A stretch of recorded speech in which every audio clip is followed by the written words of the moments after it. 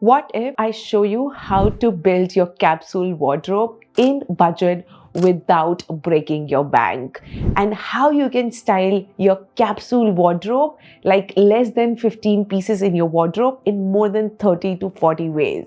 Exactly. This is what I am doing right now in my personal life, because I have changed so much in past 10-15 years when it comes to personal styling. And this is what I want to show you in this video. By the end of this video, you will walk away with 3 things. Number 1, you will know how my personal style has changed over the years. Number 2, the mistakes I commit at every stage when my personal style was changing in each season of my life. And number 3, how I'm navigating building my wardrobe from scratch, keeping the budget and longevity of my wardrobe in mind in order to build a sustainable wardrobe which will last me the lifetime, because I have learned too much from my mistakes this time. So I have been working with some way, shape or form with women since past 7 years, and it started back in 2017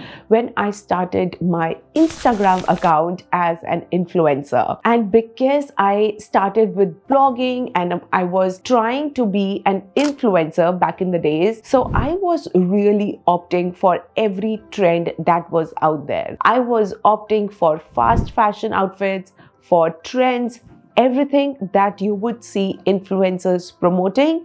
I was doing that. 2 years later, when I moved to Berlin, that was in 2019, everything changed. The fashion that was there in India was not here in Berlin. People had more sustainable approach to fashion. There were more neutrals, black, white, gray. All those colors that were there in trend were in Berlin. The temperature was different. Like, it's such a cold country, such a cold city. Berlin is really cold, at least 9 months of the year for me. And the clothes that I used to wear in India just did not fit here at all. So the temperature didn't support me. The fashion here didn't support me. I had to change my way of dressing. I absolutely had to change the way I dressed when I moved to Berlin. Then in 2021, I got pregnant and I delivered my baby in January of 2022.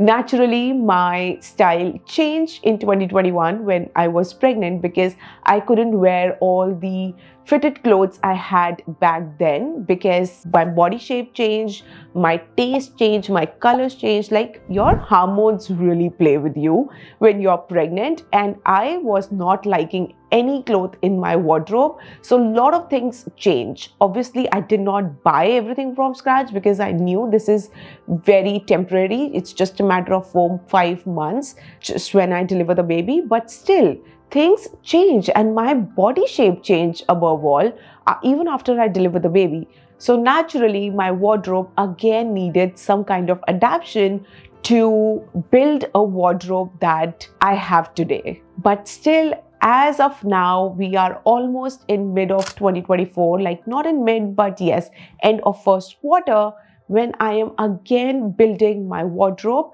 But this is not from scratch. Like, I was really mindful when I was purchasing some of the items after my delivery, like after I lost a good amount of weight, the postpartum weight, and now I feel so comfortable in my body that the pieces now I'm buying, I know these are for life and these are not temporary, because of the size, because of the taste, and mainly because now I'm being very mindful of the mistakes that I've committed in past around fast fashion and just aggressive shopping that didn't serve me, and literally I wasted my money down the gutter. So definitely not committing these mistakes. And now my taste has become more of neutrals and something that would contribute to a capsule wardrobe rather than a fast fashion wardrobe. Which leads me to the second part of this video, which is about the mistakes that I've committed in the past, which I'm definitely being extremely mindful of every time I purchase a new clothes. The first rule that I keep in mind is that if I cannot style an outfit in at least 10 different ways, I will not buy it. It's just simply not for me. It is again fast fashion, or it is just a mood of the moment, and it will not serve me in longevity of my wardrobe. That's something I'm aiming for. So definitely it's a no if I cannot style it in at least 10 different ways. Now, if that's the criteria, if it passes rule number 1, then I go to rule number 2, which is about where is the inspiration of this outfit is coming from. Did I see this influencer promoting this outfit, or did I see it in trends in runway, or did it really come from a need that I want for my wardrobe? Meaning that we spend so much time on Instagram, Facebook, Pinterest, Snapchat, like all of these platforms, scrolling and following influencers, constantly promoting different outfits. It's not bad. It is their job to do it, but it's your job to be really mindful of what you're purchasing.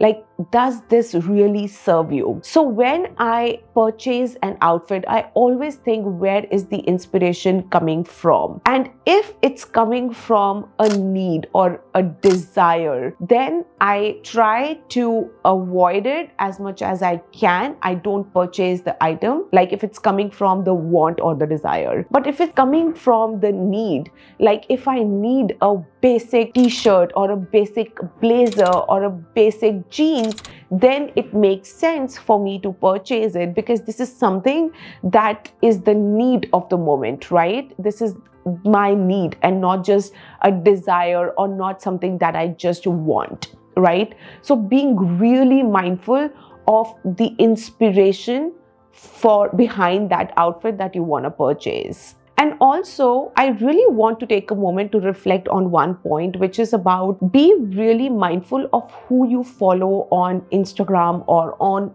all of your social media platforms, because algorithms control you, and these promotions that every single influencer is doing, it's their job. But if you are not able to control yourself from that aggressive shopping, maybe unfollow them for a little while as you work on your habits, spending habits and shopping habits.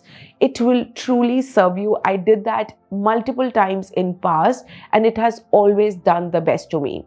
And when I feel like I am in control of my spendings or I am being very mindful, I go ahead, I follow them again, just to have that feel-good factor, or just to be aware of what is going on in the industry, fashion industry. And it's like they are not controlling me. I am controlling my mind. I am in control of my actions. So everything feels good. But if you feel like you are out of control, maybe something to think about here.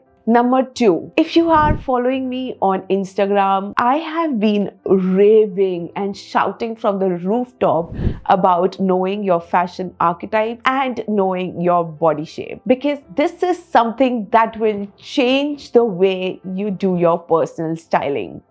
Your fashion archetype and your body shape, once you know them, you can really hone into buying outfits that would flatter your body shape, that would flatter your overall personal style.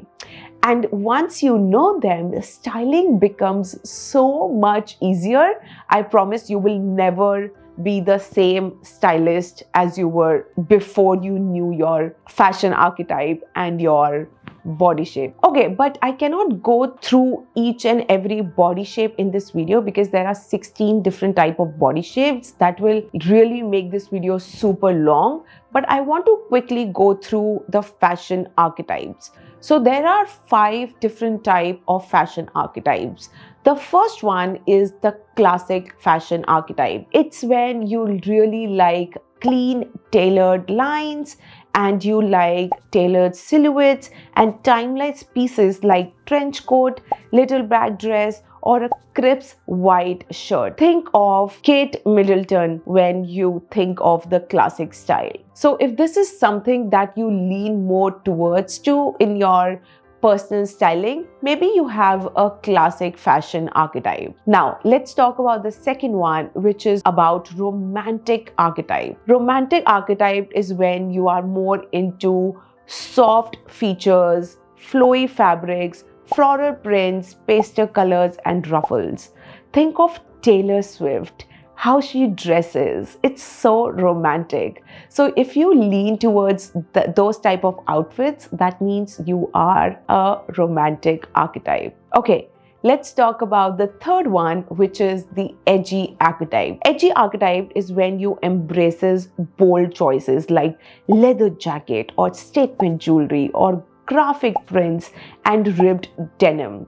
Think of Rihanna, how Rihanna dresses in her concerts and just when you see her in the media. She is so bold in how she dresses, and I loved how edgy her looks are. So if that's something you lean towards, maybe you have an edgy fashion archetype. Okay, now let's talk about the fourth archetype, which is the minimal. If you lean towards more neutral tone, more basic clothes, and you have focus on clean lines and high quality basics, then your archetype is more of a minimal archetype. Now, the final archetype that I want to address is the bohemian. Think of Kritika Khurana in this one. When you wear more of carefree artistic spirit with flowy maxi dresses, ethnic prints and layered jewelry, that's when you have more of a bohemian fashion archetype. So Kritika Khurana is the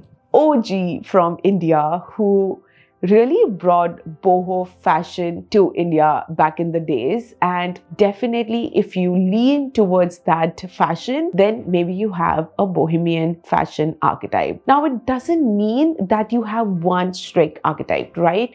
You can always have two different archetypes for different occasions. Say, for example, when you are with your girlfriends, you are more of bohemian, and when you are with your husband, going on date nights, going to office, and you're wearing more edgy clothes, sorry, not edgy, but more of minimal clothes, then you have more minimal, fashion archetypes. So you can obviously have two different archetypes, but knowing your personal style, like you're knowing your day-to-day personal style and your preferences, like when you open your wardrobe, what is the first item you lean towards? That's your main archetype, and your wardrobe should be 80 to 90% of those clothes as compared to just 10% of the secondary archetype that you might have.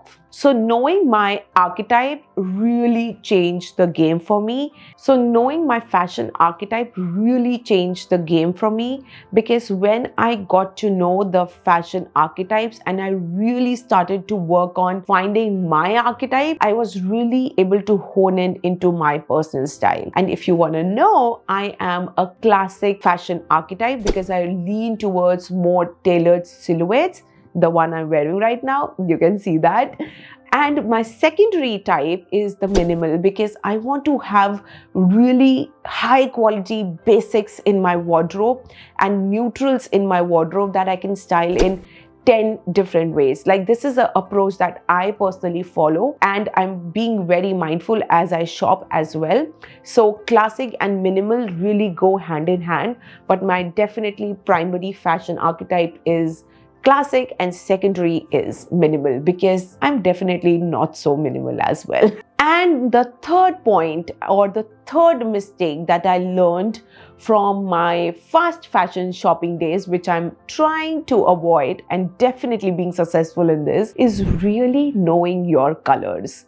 So back in the day, I would try an outfit and I would just keep it and I would wear it just one or two times, and then the third time would never come. Why? Because I would always think like, this outfit is not working for me because I don't like the color, it doesn't go with my skin tone, it doesn't go with the vibe that I'm looking for, some or the other excuse. So really being mindful of your colors, your choice of colors. So if you like pastel colors, if you like really bold colors, if you like neutral colors, like really honing down on your choice of colors and for the occasions really change the games for you.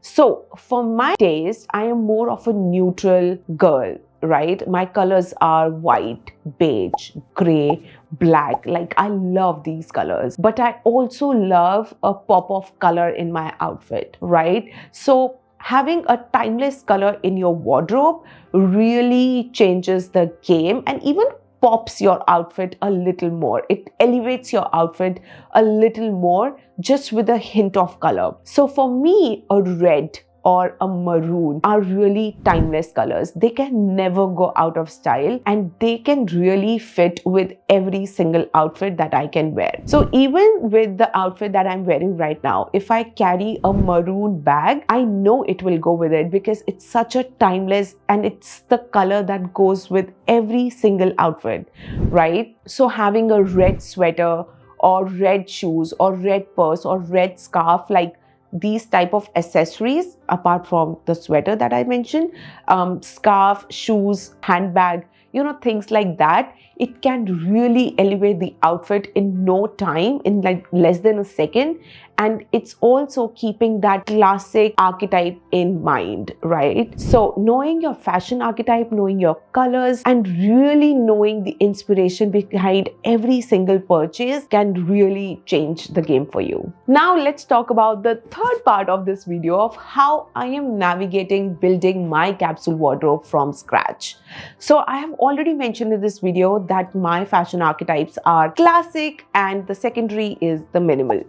Keeping that in mind, I'm also very clear on my colors. So when you know these things, you also should know your body shape. Now, please subscribe to my channel so you get notified when this video comes up, because when you know your body shape, like I am a pure body shape person, and I know I want to shop outfits that helps me create a proportion between my shoulder and my hips, defining my waist. It is so easy for me to shop. Like, it eliminates all the items that I should not be purchasing. Just one small example. If I want to shop an outerwear, right, I will look for outerwear which is either below my hips, like goes at least till my knees, or which is above my hips. Like, I will not look for jackets which will block at my hip area, because that will highlight my hip area even more, which is something I don't want, and it will also make me look shorter. And as a petite person who is already 5'3", I don't want to look short, right? I want to look a little more taller. I want to create an inch illusion of extra inch in my body, right? So having that seamless effect going from my shoulder or my waistline to my ankle is something I look forward to achieving in every look I'm putting together. So really knowing your body type, your archetypes, your colors, like, it will really change the game for you. So while I want to look chic, elegant, classy in every single outfit that I wear, I also want to be super comfortable. I'm a mom. I have to run behind my kid all day. If we are going to supermarket, if we are going to park, if we are just on road, like, he wants to run and I want to chase him. And comfort is the number one priority, leading to other factors as well, like chic, elegant, classy, all the things. So I want to be really mindful of the purchases that I do. So I look for less colors which are in minimal category, and the only color that I want to add in my wardrobe are the reds, or maybe a hint of green, because dark green is something that I also truly like. So yes, adding a hint of green or a hint of red and maroons is something that would totally define my style. And the thing that I'm really avoiding are the oversized baggy clothes. I would shop all the time baggy t-shirts, baggy blazers, and no, we are keeping that out of the door, because they just don't flatter my body type, and we don't want to purchase items that are not serving us for longevity of my wardrobe. So that's it. This is how I am building my capsule wardrobe. And if you are curious to learn how you can build your capsule wardrobe without breaking your bank, I have something for you. Go in the description box below and download my spring capsule wardrobe guide for free, in which I'm telling you exact 15 items that are timeless and that you should have in your wardrobe. And I'm also showing you with all the pictures of how you can style them in at least 20 to 30 different ways. Make sure you download it from the description box below. And I will see you in my next video next Sunday with a shopping haul, like all the items I purchased from a brand, and showing you some of the capsule pieces, like really basic pieces from a brand. I'll see you next week very soon. Bye.